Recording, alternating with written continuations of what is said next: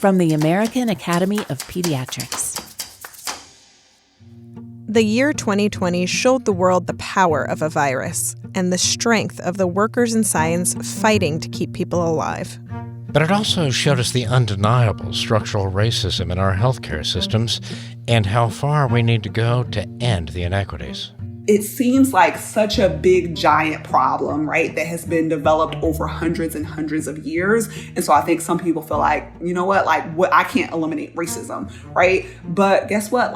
We eradicated polio and, we have people who are doing work to help cure cancer. And those are big problems that we thought we couldn't tackle that we have successfully tackled.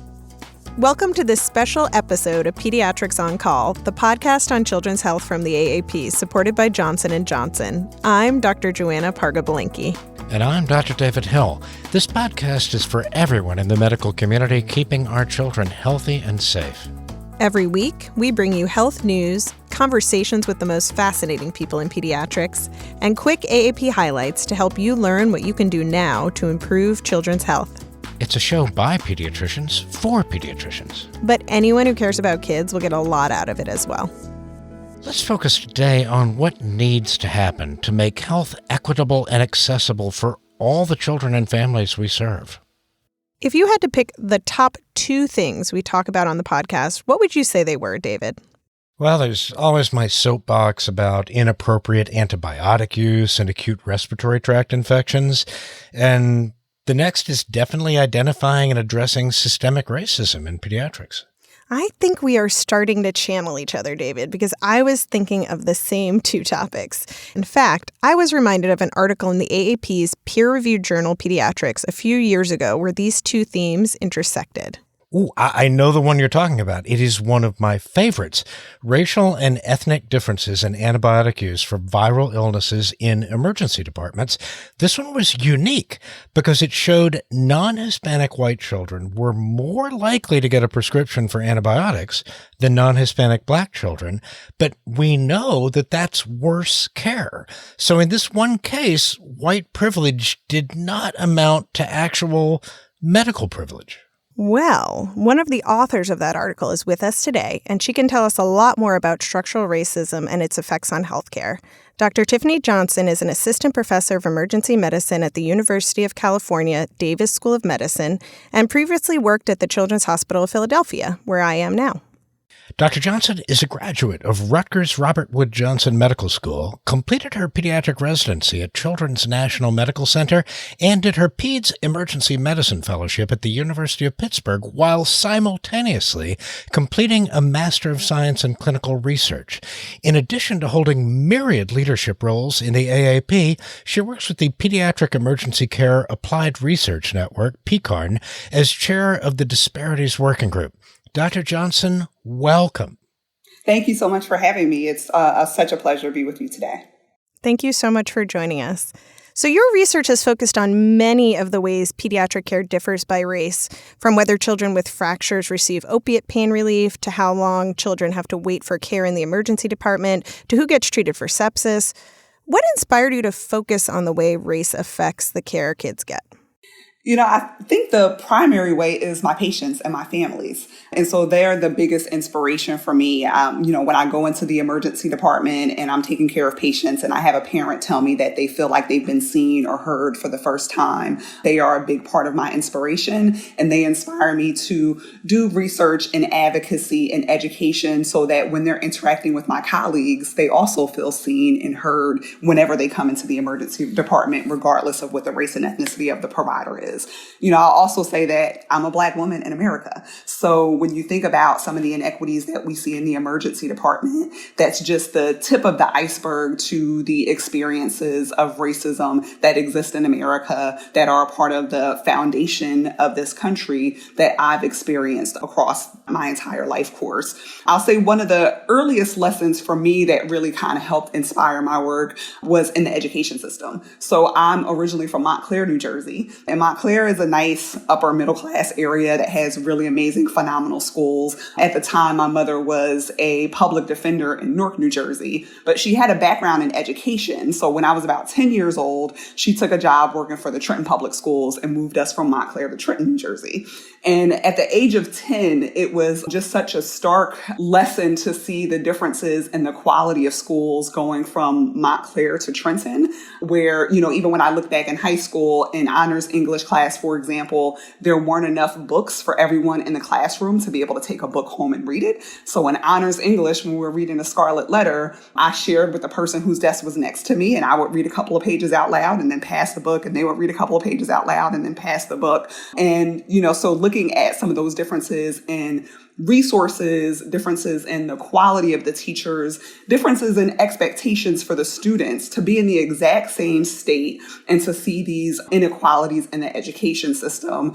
And then even looking at my peers and seeing the impacts that some of these inequities due to structural racism, how it not only impacted their education, but how it impacted their overall health and well-being. It was really important for me as I then went into healthcare to think about all of these broader social determinants and how they impact the health of children, and what is my role and my job at addressing some of those social determinants.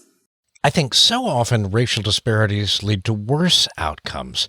But when it came to antibiotics for ARTIs and pain meds for bone fractures, it seemed like white children were getting overprescribed antibiotics and opioid medications. What did you think when you saw those findings?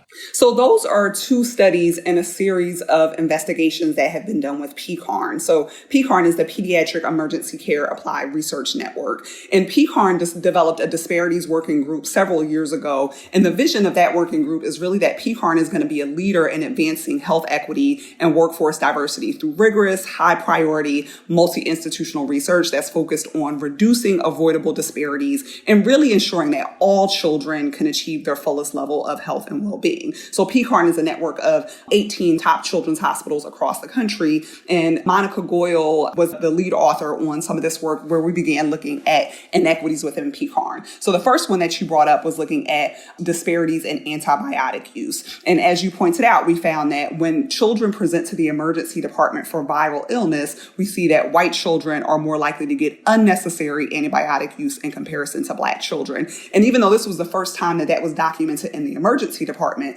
similar findings have also been found in primary care settings.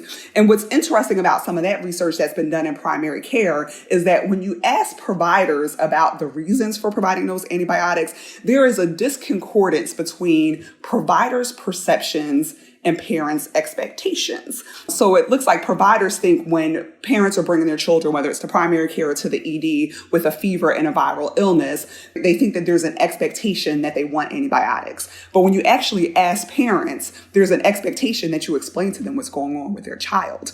But what we're seeing is that whether it's in primary care or in the ED, there is a difference in which of those parents we care about satisfying. And I think that bias is what's resulting in giving antibiotics to white children and not giving antibiotics to Black children. And although, as you've pointed out, it results in overall poor quality of care, I want the take-home message for the pediatricians who are listening to this is think about what's driving those differences in care. And so even though a white child is getting a prescription for antibiotics that is unnecessary, which causes harm, I also want you to think about, on the other hand, the parents who you're not giving antibiotics to.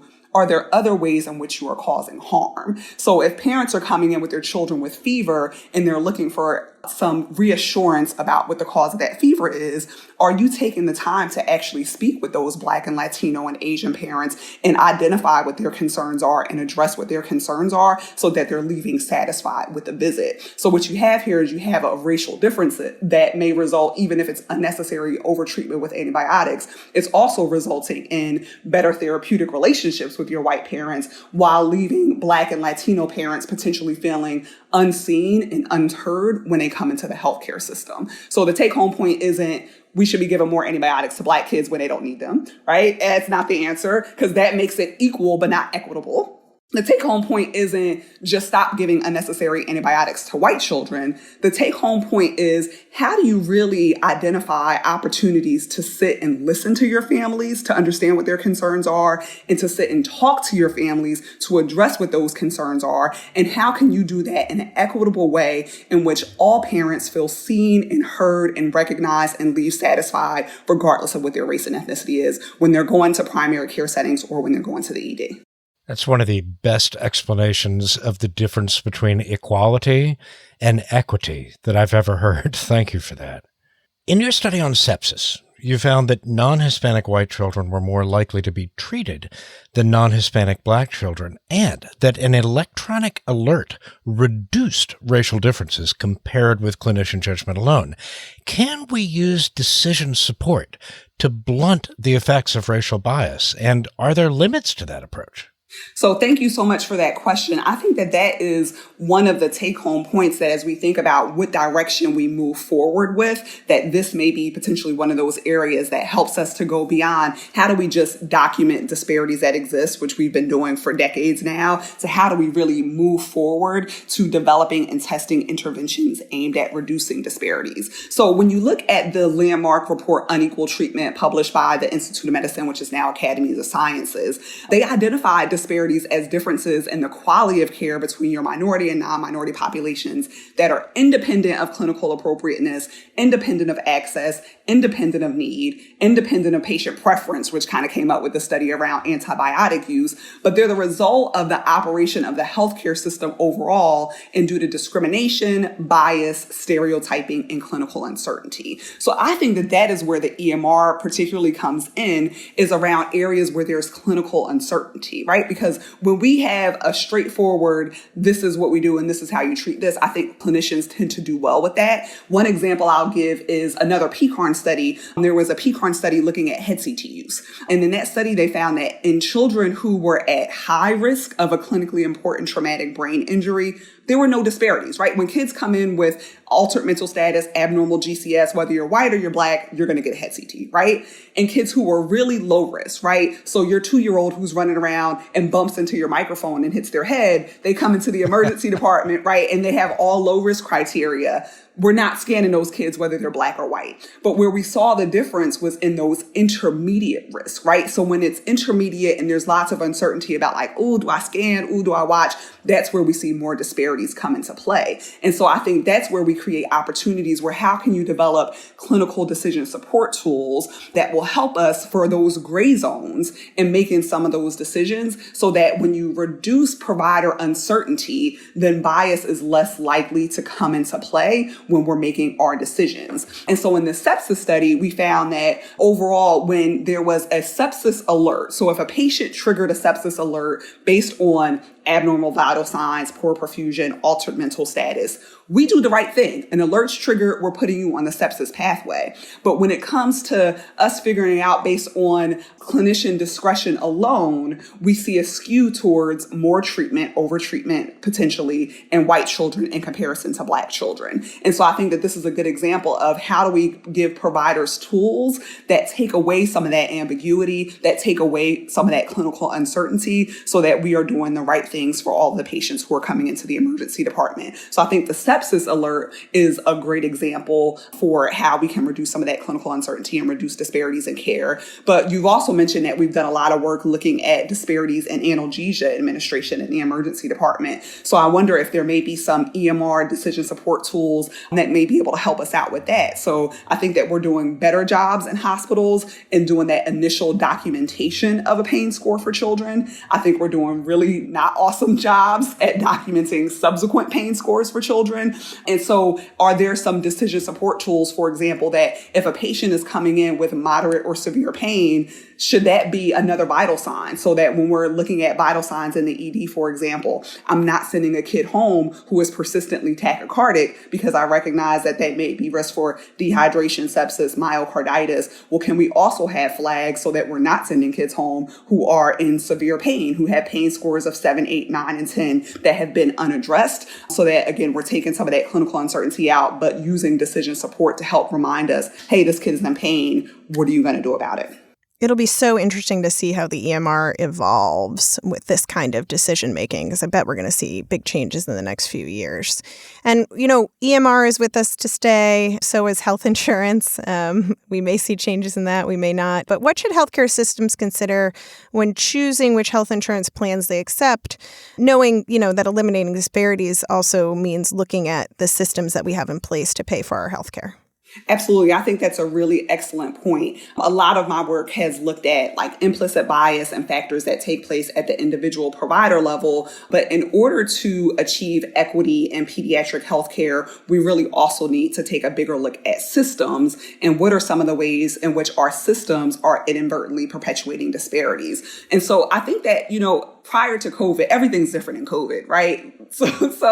But pre-COVID, there was definitely a trend that I saw with hospitals around the country, including children's hospitals, of how can we improve our payer mix, right? And so how can we not only have this big, shiny children's hospital on the main campus, but how can we pick up little satellite centers that are in the suburbs that tend to have privately insured patients where we can improve our payer mix and make more money? And so what I would love to see is how can children's hospitals say, you know what, we're the top children's hospital in this region. We are the ones who are the leaders in providing the best quality pediatric care. And we want to make sure that all children, regardless of what their insurance status is, regardless of their race and ethnicity, they have access to this high quality care. And so that means, how do we not just go to the areas where there's a good payer mix and private insurance, but how do we go to the areas where we see the most need and make sure that we are establishing emergency departments, urgent care centers, primary care centers, mobile care clinics in order to be able to reach that population that has the highest need, even if it doesn't mean that we're getting the best reimbursements for it, but we're going to be getting the best reimbursements to society by improving child health. And I think similarly, we need to think about what insurers are we accepting within our own institutions. And I think that there are several hospitals across this country who sometimes don't accept insurers. Those insurers tend to be public insurers. It tends to be insurers that disproportionately insure Black and Latino patients. And what it does is it creates a two-tier system, right? And so, even though we see ourselves as, we've come so far since the 50s and 60s and 70s, right, where we don't walk into a restaurant and see a Blacks only sign. We don't see water fountains that say this water fountain is for whites only or for Blacks only. But when we have a two-tier system based on the types of insurances that hospitals are accepting, that's essentially what it's creating. It's meaning that this hospital is no, we don't serve you here. You're not welcome here. And even though we know we're providing the highest quality of care, because you don't meet this insurance requirement, then you're not going to be able to get that care. So I'm lucky that I work in the emergency department. We take care of everybody, regardless of which your insurance is. But when it comes to follow-up care subsequently, so for example, if a kid comes in whose insurance isn't accepted by a hospital, they come into my emergency department, I'm going to see that kid. I'm going to get an ortho consult for that kid. I'm going to get a cast on that kid. But then when they need to follow up with orthopedics, they can't go to that subspecialist if the hospital doesn't accept their insurance, which means that either they have to go to an adult orthopedist or go to a hospital that does accept their insurance. Or a lot of times what it means is they're coming back to my emergency department instead of getting the subspecialty care that they need. So as we are in this climate of national reckoning around racism in our country, as we can easily see a police officer with their knee on the neck of an African American and say, yes, that's racism, and we stand against it. As institutions, can we take a look internally and think about what are the policies that are in place in our institution that are also upholding two-class systems for patients and upholding structures of racism? And if we are really going to lean into being anti-racist, how can we move past doing performative allyship that is externally facing, publishing statements saying we stand up against racism? And how do we really look internally and ask some of those tough questions about what's happening within our hospital walls and what do we need to do to make sure that we're providing high quality, equitable care for all children, regardless of their insurance, which also tends to mean in this country, regardless of their race, ethnicity, language. And that's the hard work, too, actually looking within and changing and recognizing your implicit biases and the inequities in your system. And as you pointed out, that's going to shake things up. So what sort of response to your research have you gotten from fellow pediatricians, the public, and large institutions as they're looking at the systemic racism within their walls? I have received the full spectrum of responses to my research. So I think that in pediatrics, there's a bell curve, right? And so I think that there are people on one end of that bell curve who are either anti-racist or actively working towards being anti-racist, who are so grateful for all of the work that I'm doing and trying to use it to help them do some internal reflection and for them to work with their institutions to do some reflection. So like that's the one end of their anti-racists who are like, thank you so much for this research. This is going to help me move forward. Then I think there is always the other end of that bell curve, where there are some people who are just overtly racist, right? And they are not happy with the work that I'm doing and would love for me to not have a platform and to not do this research that's shining a light on these disparities. I think that everyone else is probably right in between, where a lot of people have just had their eyes closed to these issues. Some people call it benign neglect. I don't know how benign it is considering the harm that it causes to our patients, but they've been really unaware about these issues. And so for those who are in the middle, I think the vast majority of people want to take great care of kids. I think the vast majority of pediatricians want to do that regardless of what a child's race is, regardless of what their income is, regardless of their insurance. And for those people in the middle, I think that my research and the research of so many others across the country has become a wake-up call so that they can use these tools to help improve their practice. Everybody has bias, right? And talking about it, or I should say not talking about it, is not going to make it go away, right? Everybody has bias. Disparities exist in every institution across this country, right? And so how do we say we recognize this as a problem, but we're a leader? So instead of like sweeping it under the rug, we're going to show that we're a leader in this field by saying, yes, we know it's a problem. Guess what? Yes, it's a problem right here. And this is what we're doing to address it. And that is the direction that I think people are heading to. And that's the direction that we need to go in order to move these issues forward.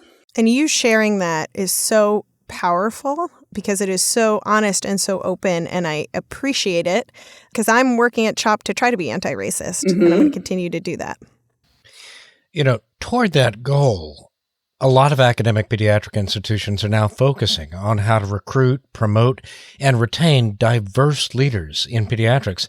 If I'm in training and I'm a student of color, what questions should I be asking of these programs when I apply? You know, so I would say even before that, the question should be, what should these programs be doing to help grow and develop leaders, right? And so I think that I'm fortunate enough that I'm at a point in my career where I'm recognized nationally. And so lots of people are interested in recruiting me, but you need to not wait until people are already established and say, oh, yes, you've proven yourself and we want you to come work in our institution now that you've proven that you can get grant funding and that you can write papers.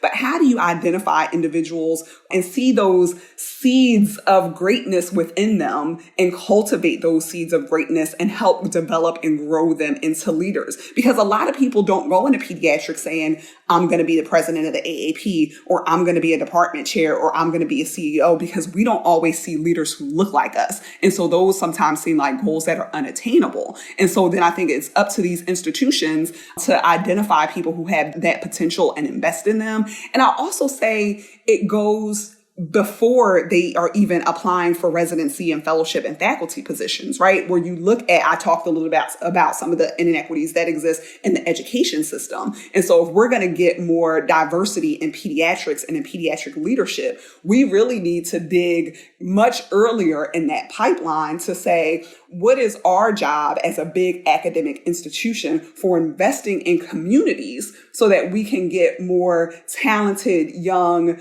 African-American, Latino children interested in STEM, get them into college, get them into medical school, and then we can kind of start pulling them in and recruiting them. So that's my charge to the institutions for what you need to do. And then once you get them, then you need to make sure that you are mentoring them. You need to make sure that you are sponsoring them. You need to make sure that you are supporting them so that all that effort that went into recruiting, that you're able to retain them. But to the question of what questions should students be asking, I would say, talk to people in the community, right?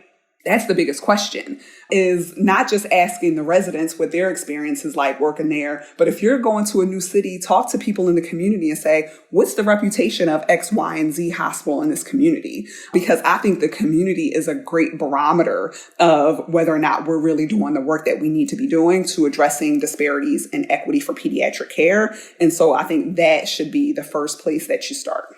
And to build on that, what aspects of a workplace should I be looking for if I'm being recruited as faculty, new faculty, maybe trying to change up my institution that I'm working at to ensure that a person of color will be successful where I'm trying to get my job?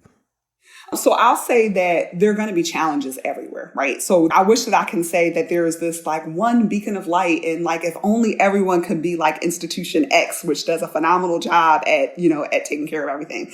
And it's not true, right? Every institution is also in, various stages of their anti-racist journeys. But if you're looking for a job and looking for kind of what is the best institution, so part of it is going to be looking at some of those policies, right? Asking questions about like, do you take Medi-Cal, right? Was one of the examples that I asked before I came to work at UC Davis. Like, talk to me about whether or not you guys have contracts for your publicly insured patients.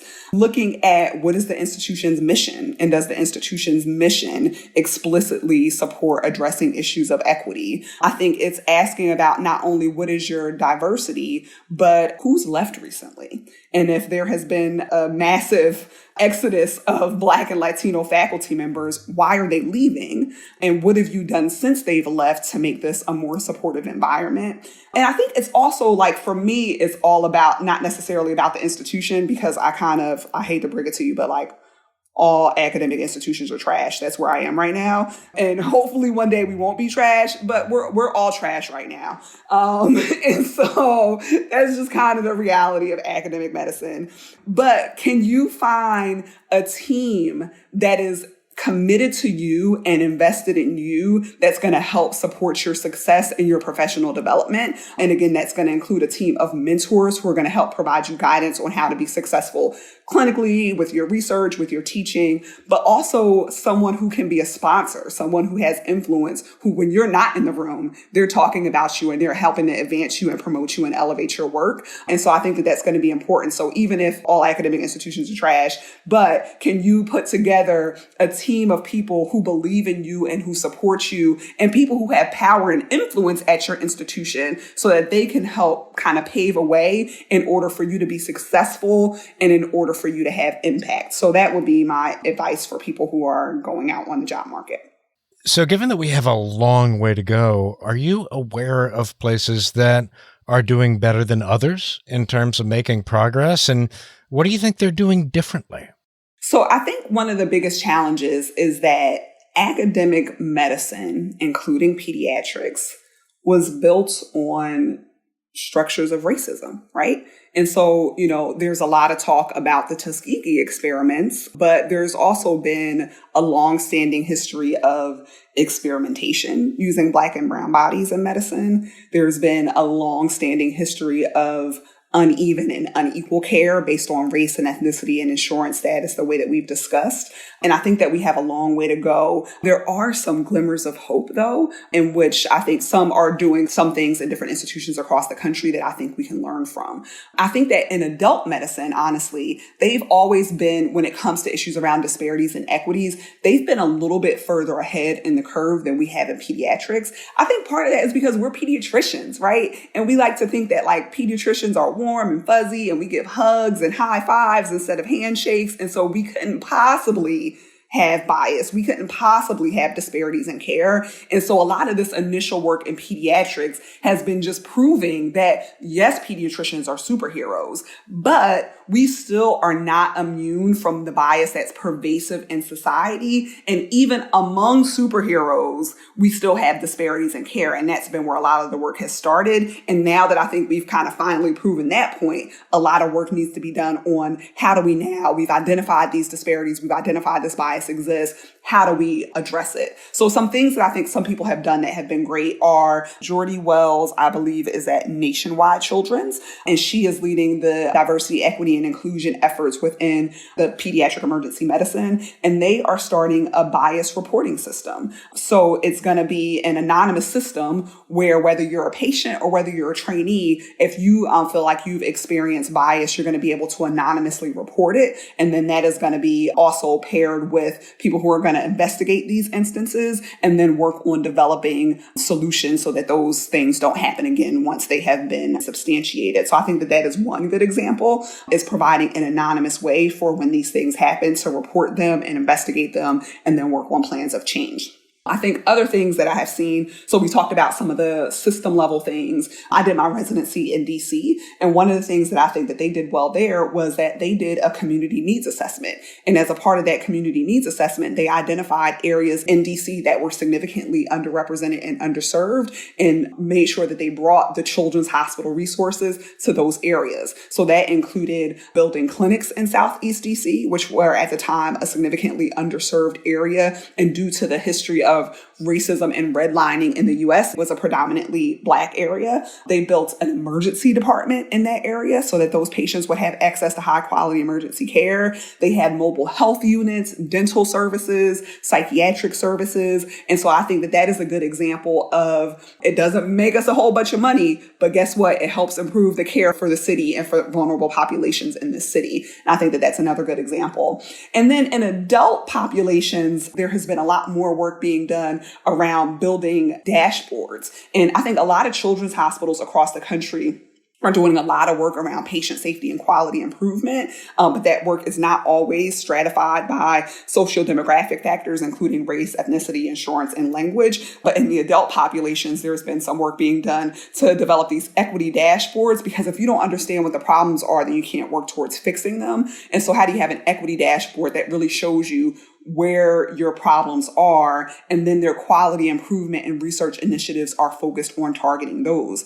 And I will say that as I was leaving CHOP is starting to do that. And so I'm excited to see, because I do think CHOP is a leader in patient safety and quality improvement. So I'm excited to see that hopefully they have the resources to continue to move that work forward, where we have all of these quality improvement pathways. Are there racial and ethnic differences with the quality of care that we're providing? And if so, how can we use sophisticated QI approaches and techniques in order to address them? So that's a direction that I hope they continue to go, in a direction I would encourage other people to go.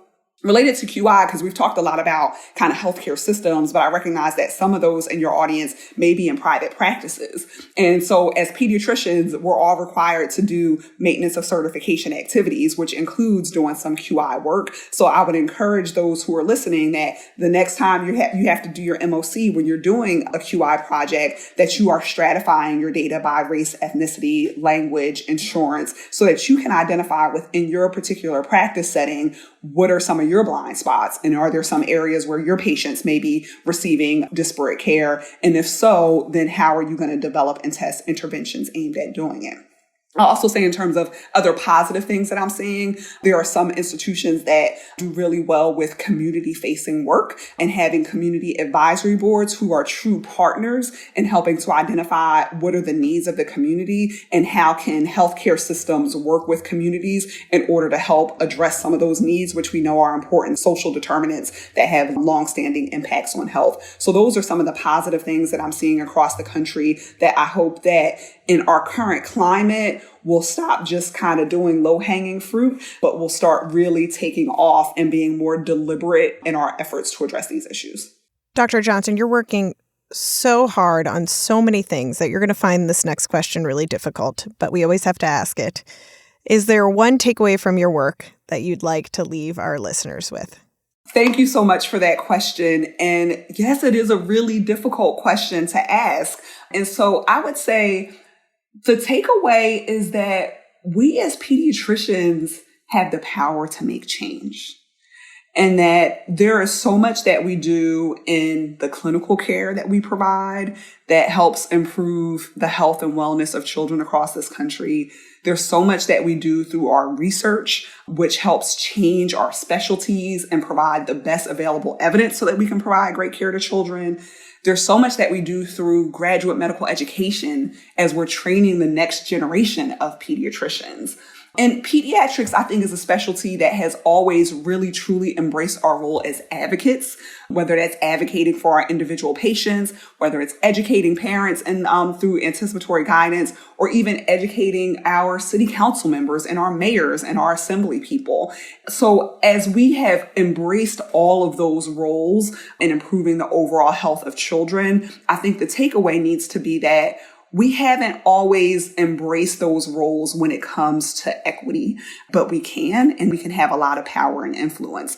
And it seems like such a big, giant problem, right, that has been developed over hundreds and hundreds of years. And so I think some people feel like, you know what, I can't eliminate racism, right? But guess what? Like, we eradicated polio, and, we have people who are doing work to help cure cancer. And those are big problems that we thought we couldn't tackle that we have successfully tackled in pediatrics and in healthcare. And so I think that if we move past this is too big of a problem and I can't do it, to just stepping into all of the amazing things that we do as pediatricians and how can we lean into what our roles are in addressing these issues around disparities and bias and equity and anti-racism within the various spheres of influence that we have as pediatricians. One additional take-home message that I would like to leave our audience with is that you need to do the work. We did not establish any expertise in any area of pediatrics by listening to a 1-hour podcast or by reading a single book or by going to a single lecture. So the same is true of stepping into being an anti-racist in pediatrics and dismantling structures of racism and achieving equity in care. It's not going to happen just by, as amazing as this podcast is, it's not going to happen just by listening to this podcast alone. And so in order to do this, you guys really need to do the work. You need to do that really hard work of that self-reflection of asking yourself, what are some of the ways in which your bias may manifest in patient care? You need to do that really hard work of asking yourself, what are some of the disparities that exist in your practice? So I talked a lot about institutions, but it's a both and. The institutions need to change their policies, but as pediatricians, as individuals, we need to do the work in order to identify what our blind spots are, in order to mitigate our biases if we're really going to move these issues forward. And so if you leave with nothing else today, leave knowing that you're not anti-racist from listening to one podcast, and that you all have a lot of individual work that you need to do in order to move this stuff forward. And that sometimes that work is going to be uncomfortable, right? But sit in that discomfort and question why it's so uncomfortable. And think about how uncomfortable it must be for your patients and your families who are on the other end of those disparities that they're experiencing, and do the work that needs to happen in order to move these issues forward. It's great advice. Thank you. Dr. Tiffany Johnson, thank you so much for joining us today. Thank you so much for having me. It was a lot of fun chatting with you guys, although I assume the most fun parts are going to be cut out. You never know. For more on Dr. Johnson's work on healthcare, equity, diversity, and inclusion, just go to aap.org/podcast. That is it for this special episode on ending racism in healthcare. We'll continue the conversation for as long as it takes. If you like Pediatrics on Call, please subscribe on your favorite podcast app and help us spread the word. Follow us on Facebook and Instagram at Pediatrics on Call and on Twitter at Peds on Call. Pediatrics on Call is a production of the American Academy of Pediatrics. Our producer and editor is Ann Johnsos. Our audio engineer is Doug Nagel. Joe Puskars is our associate producer, and Susan Martin is our executive producer. Our theme music was composed by Matthew Simonson. Support for Pediatrics on Call comes from Johnson & Johnson, a global healthcare company that believes good health is the foundation of vibrant lives, thriving communities, and forward progress. For more than 130 years, they've aimed to keep people well at every age and every stage of life. Join us next week when we'll talk about triage during COVID. We'll hear from Dr. Steve Cattle, who was on the front lines in New York City, and Dr. Bonnie Maldonado, who chairs the AAP Committee on Infectious Diseases. I'm Dr. David Hill. And I'm Dr. Joanna Parga-Balinki. Thanks for listening.